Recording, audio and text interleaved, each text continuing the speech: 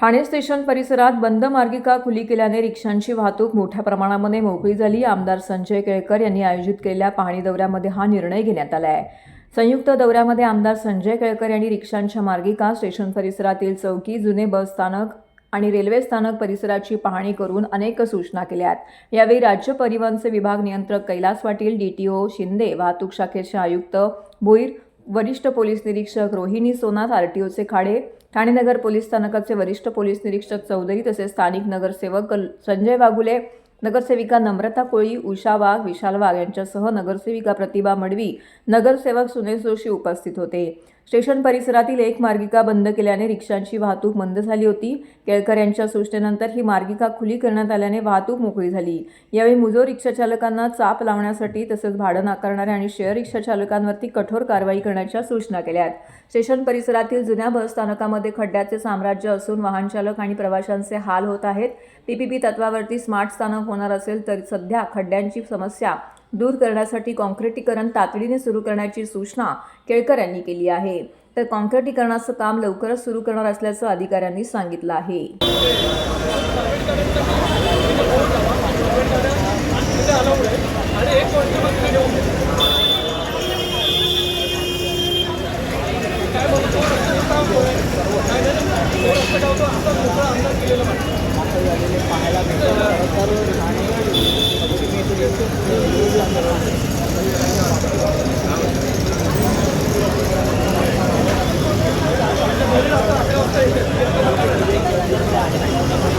आम्ही प्रवाशांनी वेळोवेळी आमच्याकडे ज्या तक्रारी दिल्या होत्या आणि आमचे नगरसेवक यांच्याकडे पण ज्या तक्रारी आल्या होत्या त्या अनुषंगाने आज RTO, ट्रॅफिकचे अधिकारी आणि पोलीस स्टेशनचे अधिकारी असा आम्ही संयुक्त या ठिकाणी पाहणी दौरा आयोजित केला.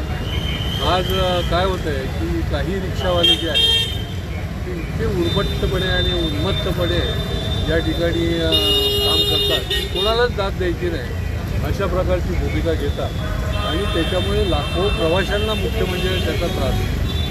या ठाणे स्टेशनला हे तर सर्वात जुनं आहे. पहिली ट्रेन देशातली या ठिकाणी पहिले ठाण्याला या ठिकाणी 10 लाखाच्या वर कम्युटर्स म्हणजे मोठ्या प्रमाणामध्ये प्रवाशांची ये-जा या ठिकाणून होते आणि त्यामुळे या ठिकाणी नियोजनाची आवश्यकता आहे. नियोजन नाही झालं तर या ठिकाणी अनेक अडचणी होतील.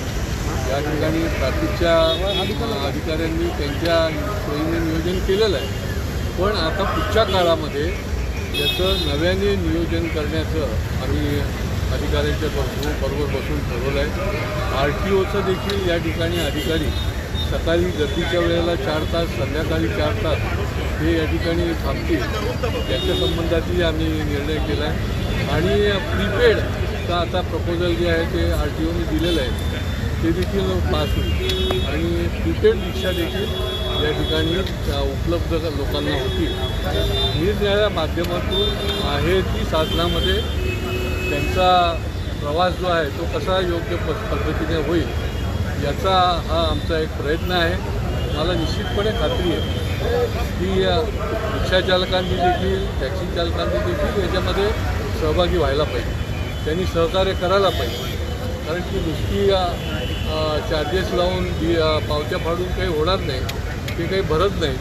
त्याच्यामुळे RTO आणि ट्रॅफिक यांचं डिजिटल एकत्रीकरण कसं होईल हे त्यांनी प्रपोजल दिलेलं जरी असलं तरी अजून मंजूर झालेलं नाही, तर ते देखील पुढच्या काळामध्ये आम्ही बघणार. आणि त्याच्याकरता RTO हा सर्वात चांगला उपाय आहे. RTOकडे ट्रॅफिकपेक्षा पण काही अधिकार जे आहेत ते जास्त आहे.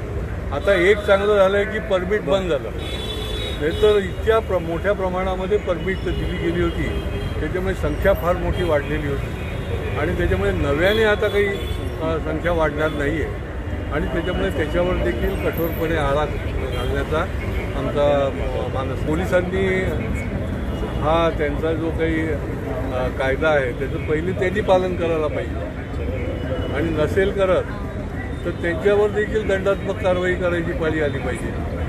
त्याच्यामुळे ठीक आहे, काही पोलिसांच्या बाबतीत असं जरी घडत असेल तरी त्यांना देखील स्पष्ट सूचना गेल्या पाहिजेत आणि हे देखील आम्ही आता नंतर जी मीटिंग घेऊ कमिशनर आणि ट्रॅफिकचे उपायुक्त त्यावेळेला हे सगळे गोष्टी जे आहेत आणि RTOच्या देखील या ठिकाणच्या प्रमुखांना बघून त्यावेळेला हे काही निर्णय ठोस असे निर्णय कारण बघा की आता सणावारीचे दिवस आहेत, गणपती आहे, दिवाळी आहे, मोठ्या प्रमाणामध्ये आवक जावक प्रवाशांची होती आणि त्यावेळेला त्यांच्यावर योग्य पद्धतीने त्यांना प्रवास होण्याच्या दृष्टीने देखील ही दक्षता पाळणं गरजेचं आहे.